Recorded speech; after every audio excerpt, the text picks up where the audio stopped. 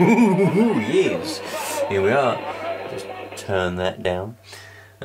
Right, so what I did is I charged that battery up because that's a rechargeable one. I didn't charge this one up, it's not rechargeable.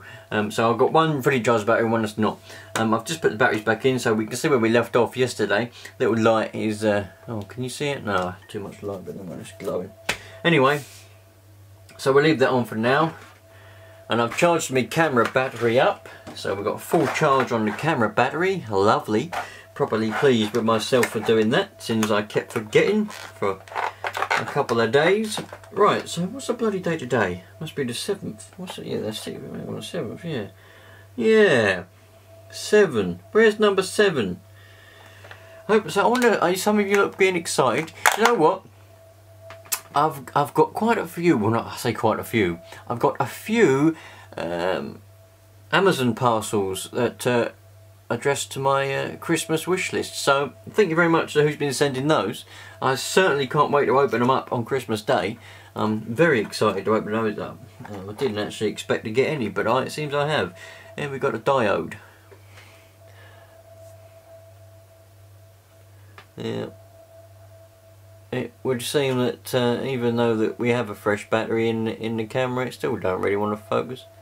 But if I turn the autofocus off and on again, it might work now. There we go. Turn the autofocus on and off and it decides it wants to work. Lovely job. There we go. Bit of a diode. Right, so let's see then. Day 7. Christmas is approaching.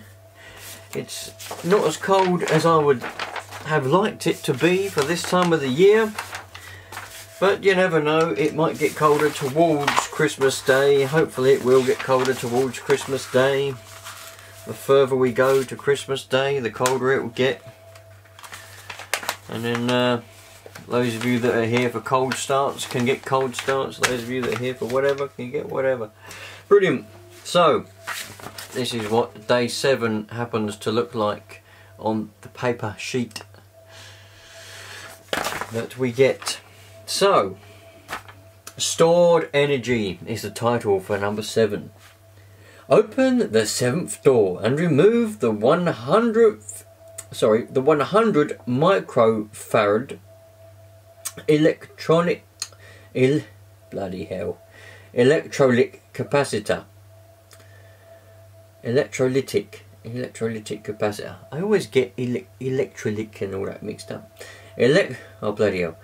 Pay attention to the correct polarity when connecting. The negative terminal is marked with a white strip and has the shorter connecting wire. A capacitor contains 2 metal foils insulated from each other that can be electrically charged.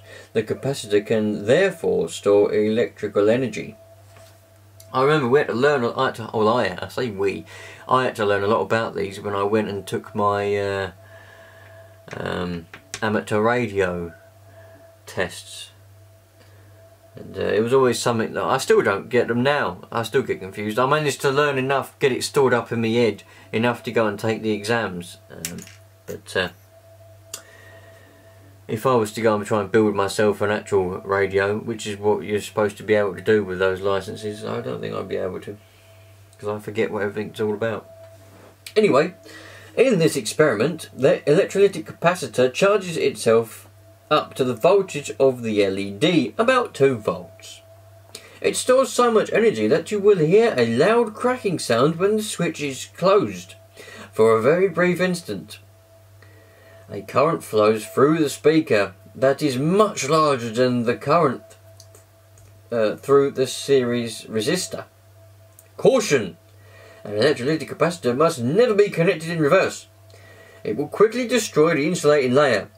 Doing so will cause a liquid in the interior of the electrolytic capacitor to get very hot and result in substantial buildup of pressure. In extreme cases, the electrolytic capacitor can burst and release a corrosive liquid. The risk is particularly large when an electrolytic capacitor is connected directly to a battery in reverse polarity. So if anyone's ever, I have in the past quite a few times, Oh, the lighting is much better when the camera's down low. Have you noticed it's down low?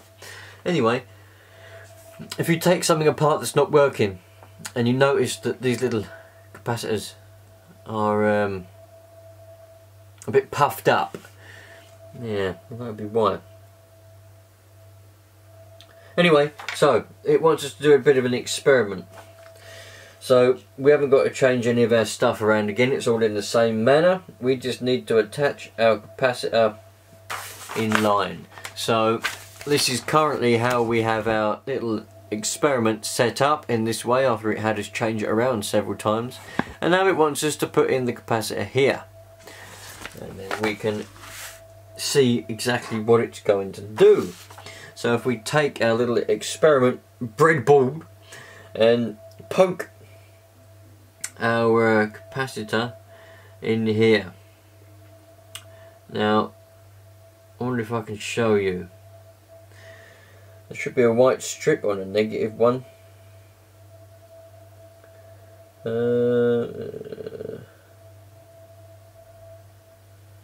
the negative one was actually a white strip, and it's a shorter connecting one. There's no white. Well, there is. There's one there, a big one.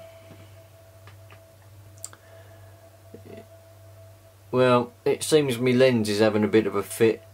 This is a bloody expensive lens as well that I bought to try and fix the focusing issues of this camera, but it don't like focusing. Anyway, there's the negative, and the shorter one is the negative wire. So we can see exactly what we've got. So the positive, it wants me to put the positive on the right hand side of our little piece of wire. Turn that there. So the positive one wants to go underneath that and to the right of that. So that's in that one, and the negative one obviously goes in there. So, not in there. Let me get my little pair of long-nosed pliers.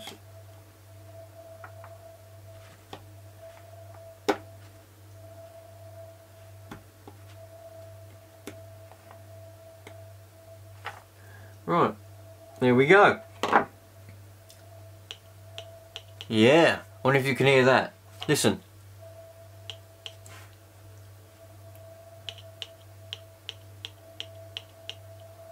Can you see the light going on and off?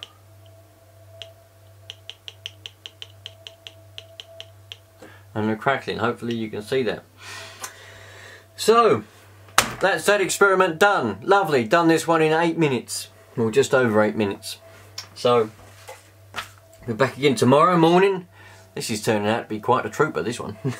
What are we on? Well, tomorrow's number 8. Oh dear. Number 8.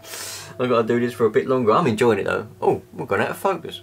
I'm enjoying this. I'm enjoying this. I knew it was going to be difficult, but I'm enjoying it. Anyway, lovely job. Have a good day everyone, and I'll see you tomorrow.